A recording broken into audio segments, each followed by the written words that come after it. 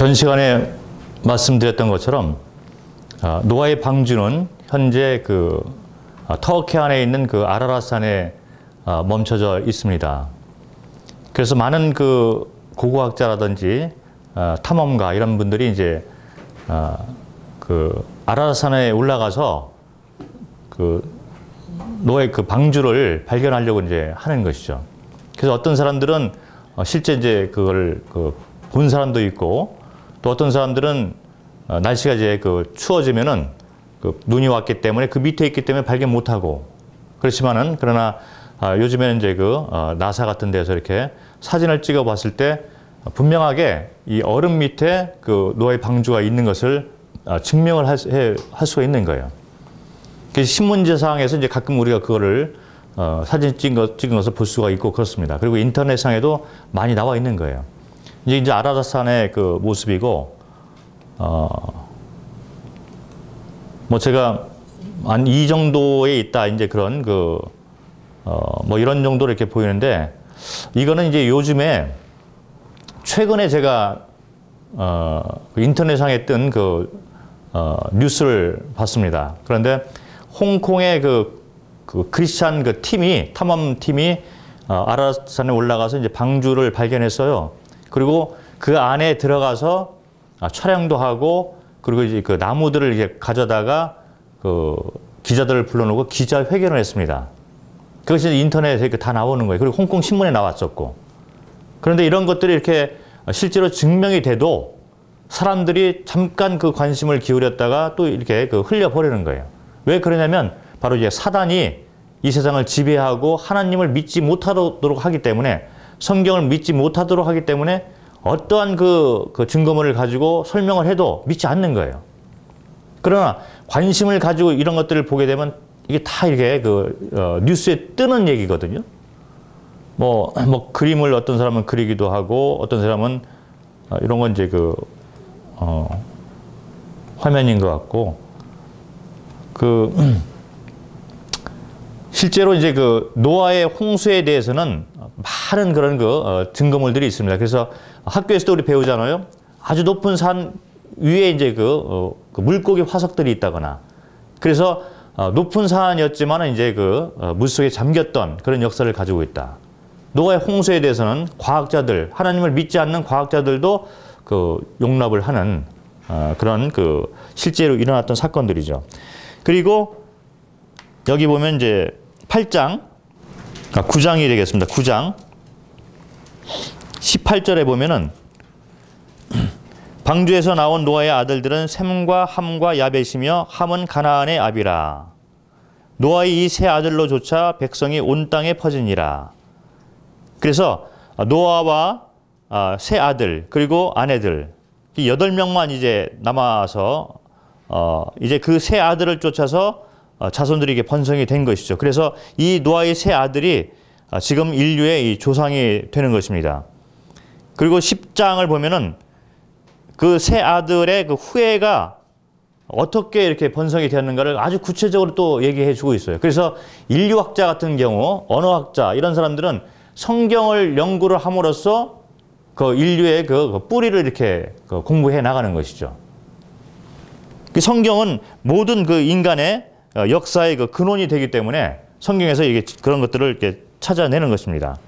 10장 1절을 보면은 노아의 아들 셈과 함과 야벳의 후예는 이러하니라. 홍수 후에 그들이 아들들을 낳았으니. 그래서 이제 2절부터 야벳의 자손들. 여기 보면 이제 야벳의 아들은 고멜과 마곡과 마대와, 이게 이제 러시아 계통의 사람들입니다. 여기 나오는 고멜, 마곡 이런 것들은 옛날에 실제로 러시아의 도시들이 불려졌던 옛날 이름들인 것이죠. 그리고 여기 보면 이제 6절에 보면 함의 아들은 구스와 미스라임과 붓과 가나안이요. 이거는 아프리카 쪽, 이제 구스가 이제 에티오피아, 붓는 리비아의 옛 이름인 것이죠. 그래서 함의 자손들은 이제 아프리카를 중심으로 해서 좀 번져나간 것 같고, 그리고 이 셈의 아들은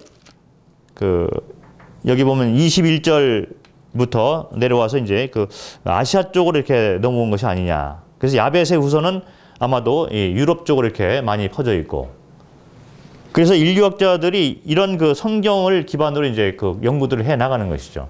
성경은 하나의 그 종교에 관한 책이 아니라 인간의 역사를 설명해 주는 하나님이 만들어 놓은 그 살아있는 책인 것입니다.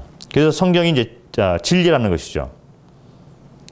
아무튼 이제 그 홍수 사건이 이렇게 일어났는데 아까 우리가 읽었지만 8절에 보면 이제 그 홍수가 일어나고 그 다음에 이제 비가 그치고 물이 이제 감해졌다. 그래서 이제 방주가 아라랏산에 머물렀는데 그러면 그 물이 과연 어디로 갔느냐? 또 생각해 볼 수 있잖아요. 여기 지구가 이렇게 있으면은요. 북쪽과 남쪽에 이제 북극, 남극이 있잖아요. 여기 이제 그 빙산이 있습니다.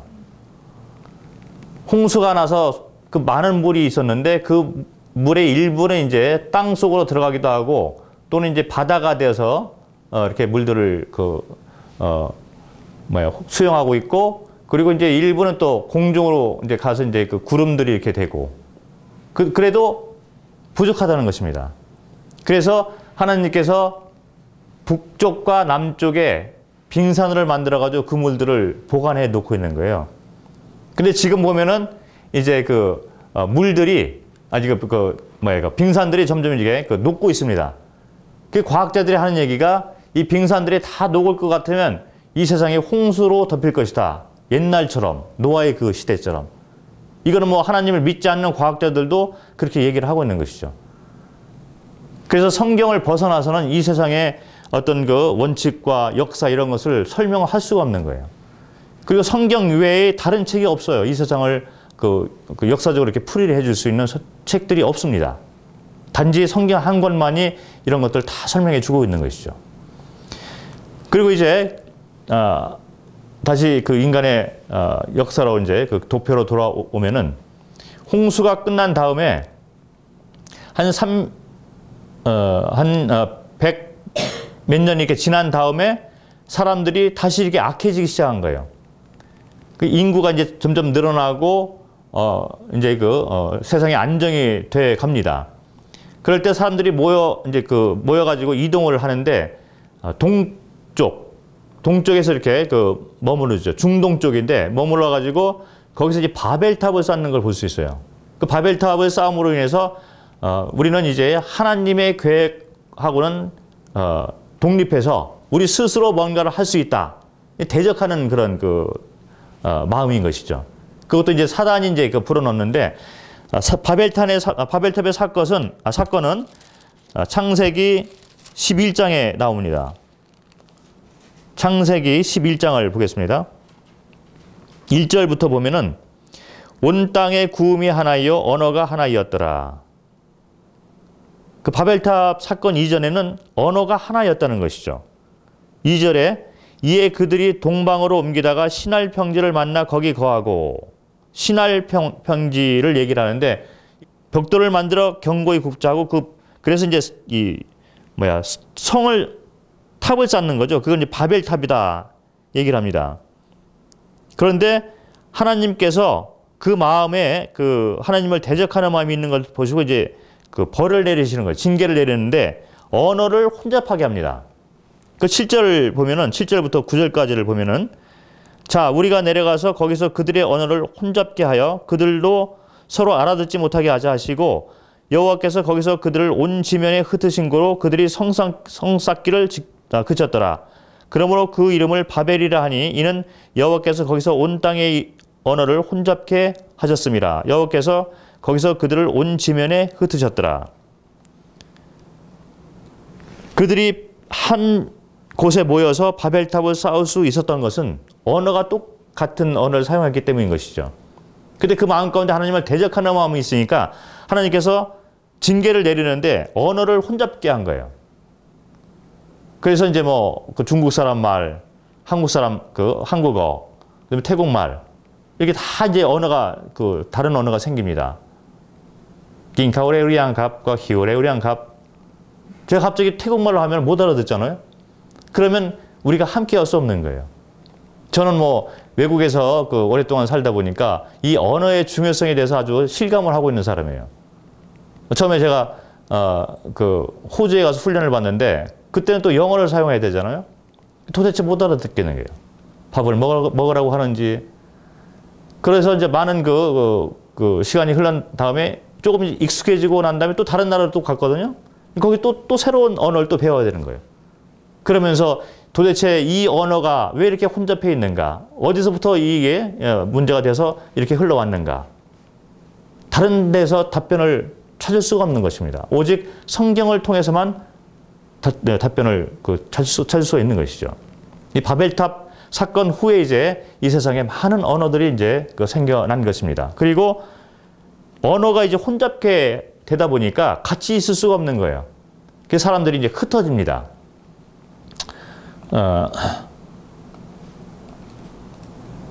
여기 보면 바벨탑 이제 나오는데 언어가 혼잡하게 되니까 그래서 이 바벨탑의 어떤 흔적들은 지금도 이제 중동 쪽에 가면은 뭐 이란, 이라크 이런 쪽에 이제 이런 흔적들이 있다고 얘기를 하죠. 그래서 고적지, 관광지 지역으로 그것을 이렇게 만들어 놓고 있는데 바벨탑 사건 이후로 언어가 혼잡하게 되니까 사람들이 흩어지는 거예요.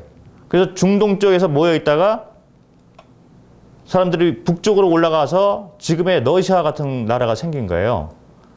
그리고 중국으로도 갔고 남쪽으로 간 사람들, 이런 사람들이 이제 아프리카 쪽 사람들이 이렇게 된 거고 서쪽으로 간 사람들, 유럽이 된 거죠. 그리고 동쪽으로 이렇게 옮겨와서 이제 한국이나 뭐 일본이 아시아 사람들이 된 것입니다. 근데 이런 인간의 역사를 말해주는 것은 오직 성경밖에 없다는 것이죠. 제가 이제 태국에 가서 태국 사람들한테 복음을 이렇게 전하는데 태국 사람들도 태국민의 기원을 중국으로부터 이렇게 왔다. 그래서 일부는 중국 사람으로부터 이렇게 넘어왔다. 그리고 또 일부는 인도에서부터 이렇게 왔다. 이렇게 믿고 있어요. 대부분 이제 아시아 사람들은 뿌리가 이제 중국으로부터 왔다. 이렇게 많이들 믿고 있는 것이죠. 그런데 제가 중국에서 오신 그리고 태국에 정착해서 살고 있는 아주 연세가 많으신 그런 분을 만난 적이 있어요. 그분이 아주 지식이 많이 있었습니다. 그리고 그 자녀들이 다 의사들이고 이분은 이제 중국말을 가르치는 선생님이 되어 있었어요. 그래서 중국 사람들의 공동체 안에 아주 존경을 받는 그런 분이 있었어요. 그 당시 한 80 노인네였었는데 대화를 해보니까 아주 지식이 많은 분이에요. 그래서 제가 질문을 했습니다. 선생님께서 이제 중국 분이신데 중국의 역사가 과연 얼마나 됩니까? 그래 이분이 이제 답변하시기를 한 5,000년 정도 됩니다. 그래서 제가 맞습니다. 성경에도 그렇게 나와 있습니다. 이 바벨탑 사건이 지금으로부터 한 4, 5천 년 전 얘기이기 때문에 그 말씀이 맞습니다. 그런데 의문되는 점이 있는데 한 5,000년 전에 이제 중국 사람의 첫 번째 선조가 어디서부터 왔는지 모르지만 와가지고 중국 땅에 머무르면서 중국이라는 나라를 시작한 건데 그 분이 어디서부터 왔습니까? 제가 물어봤거든요. 이분이 이제 답변을 못 하는 거예요. 중국 사람들은 이제 하늘과 땅을 믿고 있잖아요. 그래서 우리가 믿고 있기는 뭐 하늘과 땅을 믿는데 이렇게 이제 말씀을 이제 답변을 못 하시더라고요. 그래서 사람이 그러면 하늘로부터 떨어졌다는 말씀입니까? 아니면 땅에서 그냥 솟아났다는 말씀입니까? 제가 구체적으로 질문을 드렸어요. 그러니까 답변을 못 하시더라고요. 많은 지식을 가지고 있고 경험이 있지만은 그러나 이 문제에 대해서 제가 답변을 드릴 수 있습니다. 선생님께서는 답변을 못 하지만 저는 답변을 드릴 수 있습니다. 성경을 보니까 인간들이 과거에 중동 지역에 이렇게 머물러 있었는데 하나님을 불신하고 하나님을 믿지 않았기 때문에 하나님이 언어를 혼잡하게 해가지고 그때부터 이제 전 세계로 흩어져 왔습니다. 중국 사람의 선조도 이 중동 지역에서 이렇게 이주해 온 것입니다. 제가 설명을 드렸어요. 그리고 성경을 펴서 이제 복음을 전했습니다. 그분이 이제 그걸 받아들이는 거예요. 왜 받아들일 수밖에 없느냐? 이 성경 외에서 다른 곳에서 답변을 구할 수가 없기 때문에 그런 것이죠. 그래서 바벨탑을 사건으로 이제 이 땅에 그 많은 나라와 민족들이 형성이 됩니다. 그리고 창세기 12장에 들어와서는 이스라엘의 역사를 이렇게 얘기를 해요. 이제 많은 그 민족들이 있는데 그 가운데 민족들이 하나님을 잃어버렸기 때문에 그 가운데 한 민족을 특별히 선택해서 하나님이 살아있다는 것을 증명해 보이기 위해서 이스라엘 백성들을 택한 것이죠. 그게 이제 창세기 12장부터 이렇게 이어지는 말이거든요. 그 성경의 많은 부분에 그 이스라엘의 역사를 이렇게 그 얘기를 하고 있습니다. 그런데 우리는 이스라엘의 역사를 공부하는 것이 아니라 바벨탑 사건 후에 이 땅에 이제 그 많은 나라들이 이렇게 형성이 되었잖아요. 그러고 난 다음에 세계사를 한번 살펴볼 필요가 있는 거예요. 이 세계사는 성경에 나와 있는 얘기가 아니고 학교에서 우리가 배우고 있는 세계사예요. 이 도표를 보시면은 바벨탑 사건 후에 이제 나라들이 형성이 됩니다. 그러고 난 다음에 지금으로부터 이제 그 한 4,000년 전에 BC 2000년이죠. 기원전 2000년에 이스라엘이 시작돼요. 그런데 이스라엘보다도 우리는 세계사를 공부를 해보면은 여러 나라들이 이제 서로 이제 싸우고 점령하고 이 역사가 바뀌는 걸 볼 수 있는 거예요. 그러면서 BC 606년, 기원전 606년에 바벨론이 이제 그 세력을 얻어서 중동 지역을 장악을 하죠. 그리고 난 다음에 이제 메데 페르시아 나라가 형성이 되고 그리스 그리고 BC 한 500년 전에 로마 제국이 시작됩니다.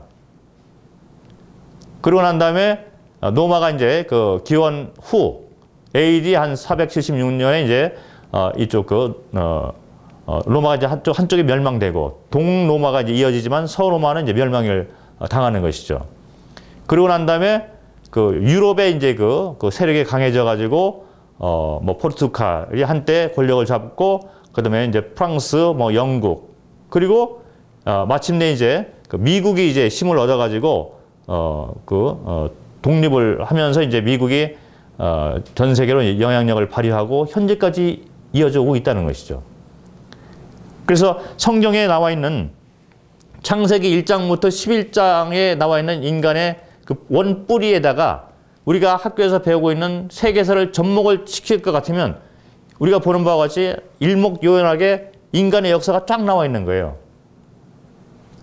이것이 바로 우리의 과거 역사입니다. 과거 처음부터 지금까지의 역사인 거예요. 그런데 이거를 다른 곳에서는 배울 수가 없다는 것이죠.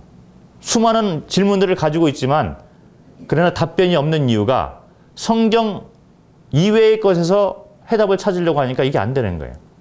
근데 성경을 보면 이런 것이 다 나와 있는, 구체적으로 나와 있고 증명을 할 수가 있고, 여기 보면은 이제 종교들이 이렇게 나와 있습니다. 제가 태국 가서 이제 복음을 전하는데 그 사람들이 뭐라고 얘기를 하냐면요. 기독교는 역사가 2014년밖에 되지 않는다. 지금 이제 기원 후 2014년이잖아요. 그런데 불력이라는 게 있어요. 불력은 올해가 2557년이거든요. 우리는 2014년인데 불교는 2557년이라는 얘기예요. 그 사람들이 뭐라고 얘기를 하냐면 불교가 먼저 태어났기 때문에 우리는 기독교를 믿을 필요가 없다. 이거는 서양 종교이고 우리는 우리 나름대로의 동양 종교를 믿고 있는 사람들이기 때문에 우리한테 그런 걸 강요하지 말아라. 이렇게 얘기해요. 그래서 제가 이 인간의 역사에 대해서 쭉 설명을 해주면서 이 가운데 불교가 태어난 시기를 보면은 불교가 먼저 태어난 게 아니고 이건 하나의 종교라는 것이죠. 확실하게 얘기를 해줄 수가 있습니다. 불교는 BC 500년 전에 500년에 이렇게 처음으로 이렇게 생긴 거예요. 우리가 알고 있다시피 부타 이분이 이제 인도에서 이렇게 태어났고 거기서 활동을 하셨던 분이죠. 그래서 그분의 가르침과 이런 걸 통해서 이제 불교가 형성이 되었는데 문제는 뭐냐면 그분이 이 불교를 이제 처음 시작했을 때 인도라는 나라는 이미 있었다는 얘기죠. 그리고 그분도 인도 사람이라는 얘기인 것이죠. 그러면 인도라는 이 나라가 과연 어디서부터 왔는가 이걸 따져야 된다는 거죠. 그 인도라는 사람들이 과연 어디서부터 왔는가 이걸 먼저 알아야 된다는 얘기인데, 그래서 이제 그 기원에 대해서는 이제 여지껏 우리가 공부했듯이 성경으로부터 이제 해답을 얻을 수밖에 없다는 것입니다. 불교가 탄생하기 전에 사람이 있었다. 그 사람이 어디서부터 왔느냐 이렇게 나오는 거예요. 불교가 그래서 이 인간의 역사 가운데 이제 한 부분을 차지하는 종교에 지나지 않는 것이고, 이슬람도 마찬가지예요. 이슬람은 훨씬 그 후에 이제 탄생이 되었습니다. AD 570년 처음으로 이슬람이 생겨난 거예요. 그래서 이제 그 사우디아라비아 이쪽에서 이제 시작이 된 것이죠. 그 모하메드 이분이 이제 그 시작을 한 것입니다. 그래서 이슬람의 역사는 사실 짧아요. 그리고 이슬람의 그 가르침을 보면 그 당시 그곳에 있는 사람들이 믿었던 여러 그 우상들하고 성경을 막 그 혼합해서 접목을 시켜서 이렇게 가르치고 있는 거거든요. 그래서 이건 하나의 종교지 진리를 말해주는 것은 아니다. 다시 처음으로 돌아가서 제가 처음부터 말씀드린 것처럼 우리는 종교와 진리를 다르게 이렇게 생각을 해야만 되는 것이다. 종교는 인간으로부터 왔는데 인간은 어디서부터 왔는가? 종교와 그 진리는 이제 분류가 되어야 된다는 거죠. 그래서 이제 이것이 이제 인간의 역사인데, 인간의 역사를 쭉 이렇게 공부하다 보니까 하나님을 믿었던 자들은 하나님 편에서 이렇게 계속 신앙을 지켜왔는데, 사탄이 계속 이제 인간을 유혹을 해가지고 그렇게 하나님으로부터 멀어지게 합니다. 그게 이제 계속의 역사였던 것이죠. 예를 들어서 뭐 에덴 동산의 사건도 그랬고, 노아의 그 방주, 대홍수 때도 노아의 가족들은 믿었지만 그렇지 않은 분들은 이제 하나님을 불신했기 때문에 벌을 받았다는 거죠. 그리고 이제 바벨탑 사건도 그랬고, 그리고 그 후에 와서도 사람들의 삶이 그런 식으로 흘러가고 있어요. 그런데 하나님을, 창조주를 믿지 않는 이유가 뭐냐 볼 때 사람들 마음까지 그런 마음이 있는 거예요. 창조주는 보이지 않고 저 하늘 높은 곳에 있고 우리는 이 땅에 있기 때문에, 창조주가 저쪽에 있기 때문에 우리는 믿지 못하겠다. 보이지 않기 때문에 믿지 못하겠다. 그래서 아까 처음에 말씀드린 것처럼 창세기 3장에 인간이 이제 타락한 후부터 하나님이 내가 너희를 구원해 주겠다. 계속해서 너희가 믿기만 하면 천국에 다시 올 수 있도록 해주겠다. 그런데 그거를 구체적으로 이제 실현시키는 거죠. 그래서 창조주가 드디어 이 땅에 내려옵니다. 그것이 바로 예수 그리스도라는 것이죠. 그리고 예수 그리스도가 탄생함으로 인해서 이제 기원 후, 그리고 그 전에는 기원 전, 이렇게 나누는 거예요. 그래서 창조주인 그분이 인간들을 구원하기 위해서 이 땅에 태어난 것이 바로 예수 그리스도의 탄생이라는 것이죠. 그래서 예수 그리스도의 탄생은 실제적인 역사적 사건으로 이렇게 분류가 됩니다. 그리고 이 달력 자체가 이렇게 변하게 되고, 예수님이 이 땅에 와서 여러 가지 일들을 행하셨죠.